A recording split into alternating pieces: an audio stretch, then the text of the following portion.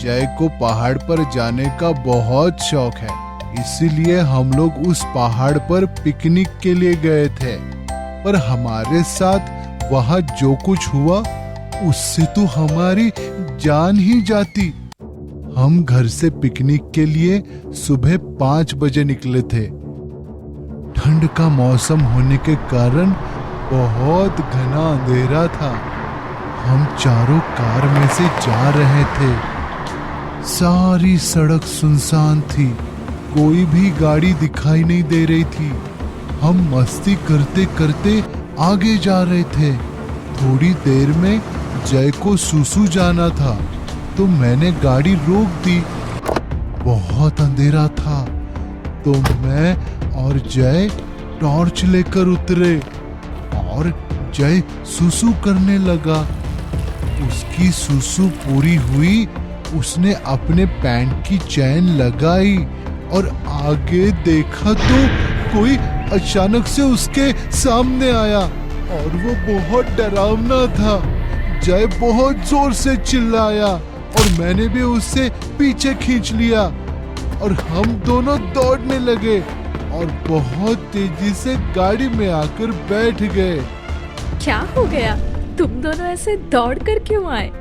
पता नहीं कौन आदमी था, पर बहुत डरावना था। गुंजन और निशी हंसने लगती है। क्या तुम दोनों भी आदमी से डर कर आए हो? भैया तो है ही डरपोक, पर पापा आप भी। तू देखती ना उसे तो समझता तुझे, तू तो सुसु ही कर देती। मैं नहीं हूँ तुम जैसी डरपोक। सच में वो डरावना था। अच्छा जाने दो, होगा कोई। चलो चलते हैं। ऋषि जैसे गाड़ी चलाने जाता है, वैसे ही वो डरावना आदमी गाड़ी के आगे आता है। उसे देखकर सब डर जाते हैं। निकलो यहाँ से, चले जाओ, नहीं तो बचोगे नहीं। जाओ, चले जाओ, आगे मत जाओ। ऋषि चलो गाड़ी स्टार्ट करो, वो डरकर भाग जाएगा। लगता है कोई पागल आदमी है। हाँ, लगता तो वैसे ही है। ऋषि गाड़ी स्टार्ट करता है और आगे जाने लगता है। वो आदमी हाथ ऊपर करके उन्हें रुकने का इशारा करता है, पर ऋषि गाड़ी चलाता है।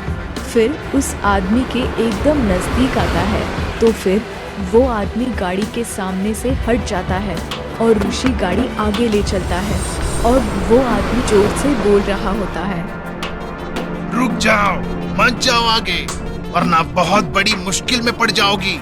मत जाओ। ऋषि आगे जाने लगता है।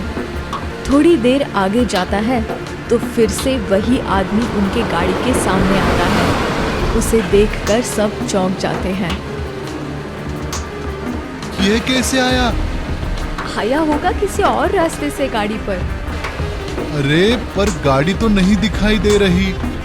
फिर आया होगा उड़ के। जाने दो ना, हमें क्या करना है। चलो तुम। हाँ ठीक है, चलता हूँ। ऋषि फिर से गाड़ी चलाना स्टार्ट करता है। उस आदमी के नजदीक आता है और फिर वो आदमी बाजू में होता है और ऋषि गाड़ी आगे लेकर जाता है। वो आदमी उन्हें रुकने के बहुत सारे इशारे करता है, पर ये लोग कुछ नहीं सुनते और चले जाते हैं। वो आदमी देखता रहता है और अपने सिर को हाथ लगाकर परेशान होकर कहता है, इन्हें पता भी नहीं ये किस मुसीबत की तरफ जा रहे हैं। थोड़ी दूर उन्हें रास्ते के बाजू एक टपरी दिख जाती है।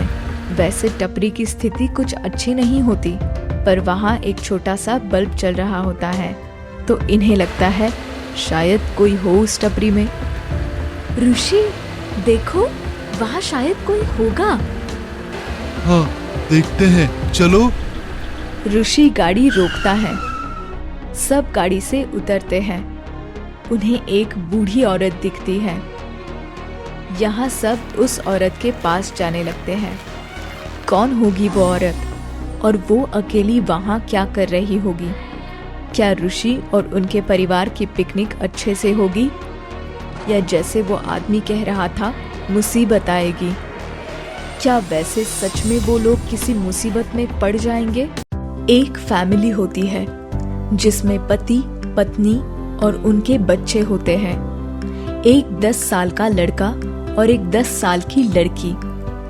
एक दिन उनके घर ऋषि का फ्रेंड और उनकी वाइफ आती है और वो पिकनिक जाने की बात छेड़ते हैं।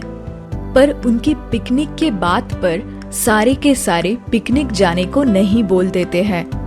वो दोनों कारण पूछते हैं तो वो ऋषि उन्हें उन पर एक पिकनिक के दौरान क्या क्या बीता वो बताता है और कैसे वो खौफ भरी पिकनिक थी वो कहानी सुनाता है। सब लोग हॉल में बैठे हुए होते हैं। गुंजन और मधु किचन में होती है। वो दोनों पिज्जा बना रही होती है। ऋषि उन्हें आवाज देता है, गुंजन, तुम दोनों का पिज्जा आज ही बनाकर होगा ना, या फिर कल ही मिलेगा हमें? गुंजन किचन से ही आवाज देती है, जी आज ही मिलेगा, थोड़ा सब्र करो। देखा ना तूने श्याम, कितनी देर हो गई है, अब तक इनका पिज्जा नहीं हुआ। अरे तुझे तो पता ही है ना ऋषि, औरतों को अगर एक साथ आने का टाइम मिला नहीं तो गॉसिप करना शुरू कर देती है। ये दोनों भी अभी वही कर रही होंगी। तभी गुंजन और मधु पिज्जा लेकर आती है और उनकी बातें सुनती है। वैसे ही गॉसिप करते हैं जैसे अभी तुम दोनों कर रहे हो। क्यों, ठीक कहा ना मैंने गुंजन? बिल्कुल ठीक कहा तुमने। चलो पिज्जा रेडी है, खा लो। पिज्जा देखकर बच्चे खुश होते हैं और कूदने लगते हैं और पिज्जा पिज्जा कहकर बहुत खुश होते हैं और मधु और गुंजन के पास आते हैं।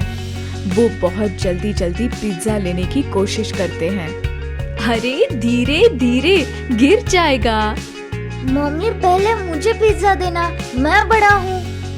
नहीं मम्मी, पहले मुझे चाहिए। अरे झगड़ा मत करो तुम दोनों। जय तुम मम्मी से पिज्जा लो और निशी तुम मुझसे लो, तो दोनों को एक साथ पिज्जा मिल जाएगा। ठीक है आंटी। वो दोनों को मधु और गुंजन पिज्जा देती है और बाद में श्याम और ऋषि को भी देती है। सब लोग मिलकर पिज्जा खाने लगते हैं। बच्चे कितने खुश हो गए हैं। मैं तो सोच रही हूँ हमारे नैना और बबलू हॉस्टल से आएंगे तो हम सब मिलकर नीरी पहाड़ पर पिकनिक पर जाएंगे। क्यों श्याम? हाँ हाँ जरूर, उसी बहाने हम सब एक साथ और एंजॉय भी कर सकेंगे। क्या कहता है ऋषि, चलोगे ना पिकनिक? तभी जय उठता है और जोर से बोलता है, पिकनिक नीरी पहाड़ पर? नहीं, मैं कभी नहीं आऊँगा। अरे जय, तुम्हें तो पहाड़ों पर घूमना पसंद है ना, फिर ना क्यों बोल रहे हो? नहीं, मैं नहीं आऊँगा, कभी नहीं आऊँगा। मैं भी नहीं आऊँगी। अरे ऋषि, क्या हुआ इन दोनों को? पिकनिक को ना बोल रहे हैं। वो दोनों ही क्या, हम में से कोई भी उस पहाड़ पर पिकनिक के लिए नहीं जाएगा। एकदम सही बोल रहे हो तुम। लेकिन क्यों? क्योंकि वहाँ जाना मतलब मौत के मुंह में जाना। क्या कहना चाहते हो तुम? अरे आज हम कैसे तो जिंदा है तुम्हारे सामने, वरना हम तो तभी भगवान को प्यारे हो जाते। तभी मतलब कब? जब हम उस पहाड़ पर गए थे पिकनिक के लिए। क्यों, ऐसे क्या हो गया था? बताता हूँ, सब बताता हूँ।